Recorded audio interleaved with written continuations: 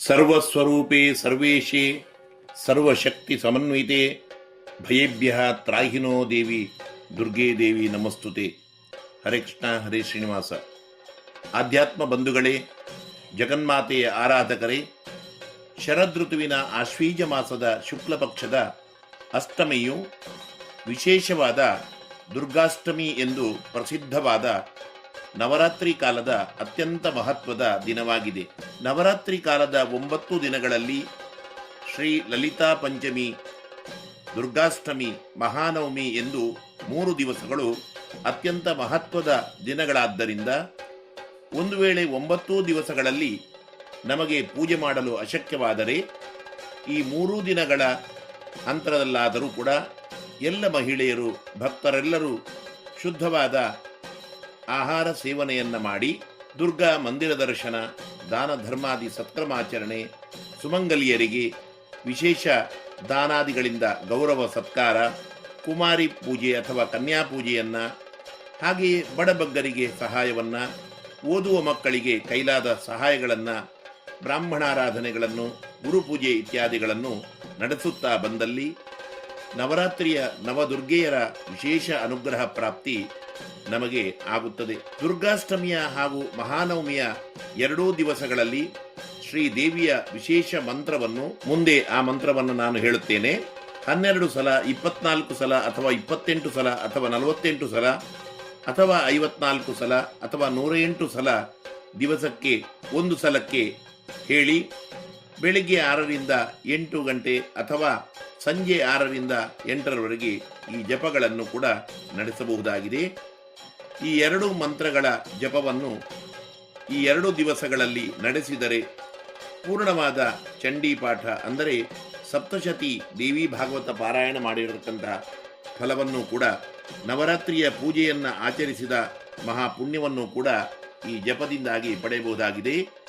ಈ 2 ಮಹತ್ವದ ದೇವಿಯ ಪರಮಪ್ರಿಯವಾದ ಮಂತ್ರಗಳು, ಶ್ಲೋಕಗಳು ಹೀಗಿವೆ. ಜಯಂತಿ ಮಂಗಲಾ ಕಾಳಿ ಭದ್ರಕಾಳಿ ಕಪಾಲಿನಿ ದುರ್ಗಾ ಕ್ಷಮಾ ಶಿವಾ ಧಾತ್ರಿ ಸ್ವಧಾ ಸ್ವಾಹ ನಮೋಸ್ತುತೆ. ಜಯಂತಿ ಮಂಗಲಾ ಕಾಳಿ ಭದ್ರಕಾಳಿ ಕಪಾಲಿನಿ ದುರ್ಗಾ ಕ್ಷಮಾ ಶಿವಾ ಧಾತ್ರಿ ಸ್ವಧಾ ಸ್ವಾಹ ನಮೋಸ್ತುತೆ. ಹಾಗೆಯೇ ಸರ್ವಮಂಗಲ ಮಾಂಗಲ್ಯೆ ಶಿವೇ ಸರ್ವಾರ್ಥ ಸಾಧಿಕೆ ಶರಣ್ಯೆ ತ್ರ್ಯಂಬಕೆ ಗೌರಿ ನಾರಾಯಣಿ ನಮೋಸ್ತುತೆ.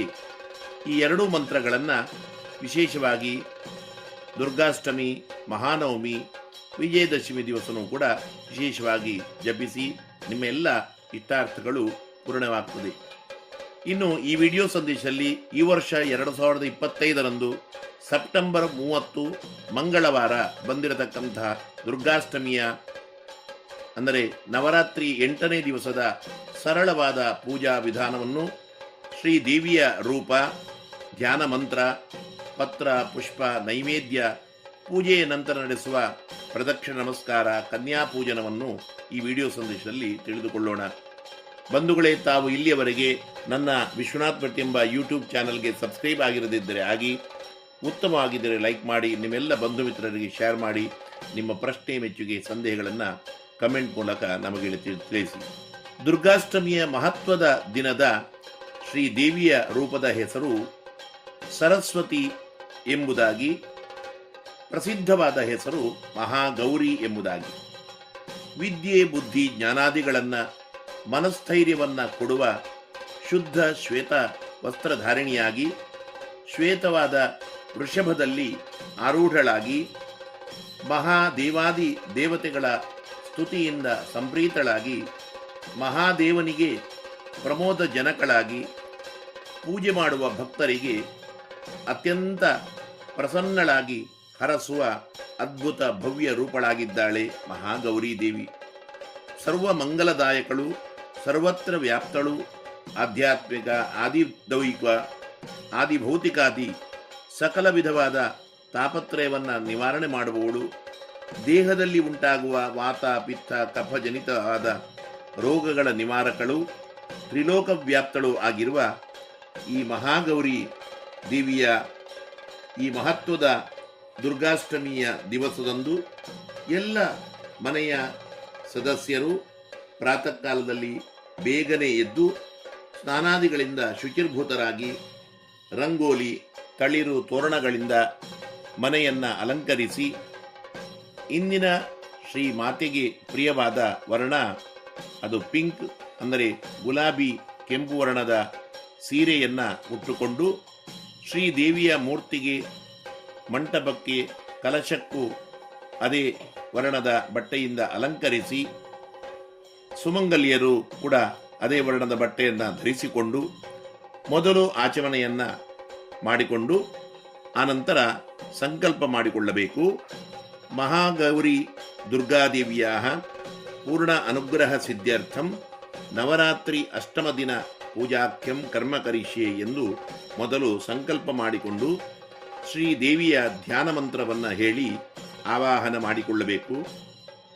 ಕೈಯಲ್ಲಿ ಅಕ್ಷತೆಯನ್ನು ಹಿಡಿದು ಧ್ಯಾನ ಮಂತ್ರವನ್ನು ಹೇಳಬೇಕು.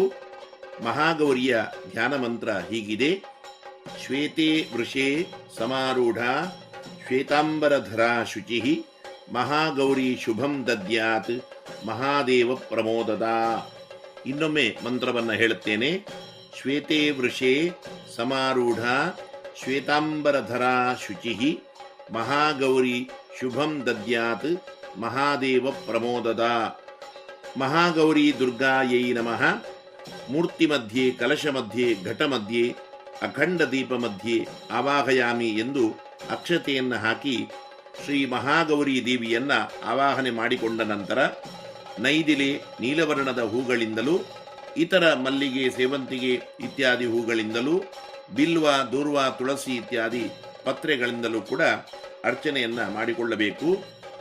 ಜಯಂತಿ ಮಂಗಲಾ ಕಾಳಿ ಭದ್ರಕಾಳಿ ಕಪಾಲಿನಿ ದುರ್ಗಾ ಕ್ಷಮಾ ಶಿವಾಧಾತ್ರಿ ಸ್ವಧಾ ಸ್ವಾಹ ನಮೋಸ್ತುತೆ ಎಂಬ ಮಂತ್ರದಿಂದ ಕುಂಕುಮ ಅರಶಿನದಿಂದಲೂ ಕೂಡ ಅಕ್ಷತೆಯಿಂದಲೂ ಕೂಡ ಮಹಾದೇವಿಗೆ ಇಷ್ಟ ಮಂತ್ರಗಳಿಂದ ಜಪ ಅರ್ಚನೆಯನ್ನ ಮಾಡಬಹುದಾಗಿದೆ.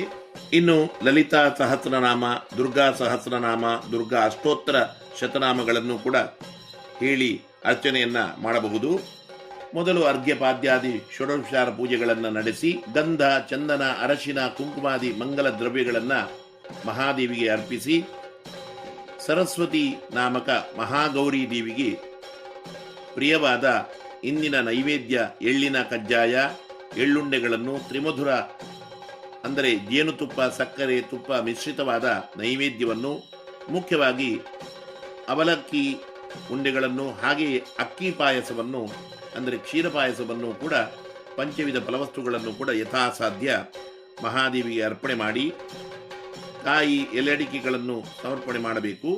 ಆ ನಂತರ ಕದಿರಾರತಿ, ತುಪ್ಪರದ ಮಂಗಳಾರತಿಯನ್ನು ಕೂಡ ಬೆಳಗಬೇಕು. ಕುಂಕುಮಾರತಿ, ಕೆಂಪಾರತಿಯನ್ನು ಬೆಳಗಿದ ನಂತರ ನಿಂತುಕೊಂಡು ಅಕ್ಷತೆಯನ್ನು ಹಿಡಿದು ನಮೋ ದಿವ್ಯಿ ಮಹಾದೇವಿ ಶಿವಾಯೈ ಸತತಂ ನಮಃ ನಮಃ ಪ್ರಕೃತಿ ಭದ್ರಾಯೈ ನಿಯತಾ ಪ್ರಣತಾಸ್ಮತಾಂ ಎಂಬ ಮಂತ್ರವನ್ನು ಹೇಳಿ 9 ಪ್ರದಕ್ಷಿಣೆ ನಮಸ್ಕಾರಗಳನ್ನು ಮಾಡಬೇಕು. ಪೂಜೆಯ ನಂತರ 9 ವರ್ಷದ ಕನ್ಯೆಯಲ್ಲಿ ಶಾಂಭವಿ ಎಂಬ ದುರ್ಗಾರೂಪವನ್ನು ಆವಾಹನೆ ಮಾಡಿಕೊಂಡು ಅವಳಿಗೆ ಇಷ್ಟವಾದ ವಸ್ತುಗಳನ್ನು, ಸಿಹಿ ತಿಂಡಿಗಳನ್ನು, ಬಟ್ಟೆ, ಸುಮಂಗಲ ದ್ರವ್ಯಗಳನ್ನು ಅರ್ಪಿಸಿ ಪೂಜಿಸಿದ ನಂತರ ಗುರುದಕ್ಷಿಣೆ, ಸುಮಂಗಲಿಯರಿಗೆ ಬಾಗಿನ ಇತ್ಯಾದಿಗಳನ್ನು ಕೂಡ ಕೊಡಬಹುದು. ಹಿಂದಿನ ಎಲ್ಲ ಪೂಜೆಯ ಅಂದರೆ 7-8 ಪೂಜೆಯವರೆಗಿನ ಎಲ್ಲ ಪೂರ್ಣ ಫಲ ಪ್ರಾಪ್ತಿಯಾಗಲು ಇವತ್ತೇ 8 ಕನ್ಯೆಯರಿಗೆ ಕನ್ಯಾ ಪೂಜನೆಯನ್ನು ಮಾಡಬಹುದಾಗಿದೆ. ಮುಂದೆ ಮಹಾನವಮಿಯ ದಿವಸವೂ ಕೂಡ ಕುಮಾರಿ ಪೂಜೆಯನ್ನು, ಸುಮಂಗಲಿಯರಿಗೆ ಬಾಗಿನವನ್ನು ಕೊಡುವುದನ್ನು ಮಾಡಬಹುದು. ಬಂಧುಗಳೇ, ಮುಂದೆ ಮಹಾನವಮಿಯ ಪೂಜೆ, ವಿಜಯದಶಮಿ ದಸರಾದ ವಿಶೇಷ ಪೂಜೆ, ಬನ್ನಿ ಮರದ ಪೂಜೆ, ಆಯುಧ ಪೂಜೆಗಳ ವಿಡಿಯೋ ಸಂದೇಶಗಳನ್ನು ಕೂಡ ತಾವು ನಿರೀಕ್ಷಿಸಬಹುದಾಗಿದೆ. ಮುಂದೆ ಅದನ್ನು ನೀಡುತ್ತಾ ಇದ್ದೇನೆ. ನಿಮಗೆಲ್ಲರಿಗೂ ಕೂಡ ಆ ದುರ್ಗಾಂತರ್ಗತ ಲಕ್ಷ್ಮೀ ನರಸಿಂಹನ ಪೂರ್ಣವಾದ ಆಶೀರ್ವಾದವಿರಲಿ ಎನ್ನುತ್ತಾ ನನ್ನ ಮಾತನ್ನು ಮುಗಿಸುತ್ತೇನೆ.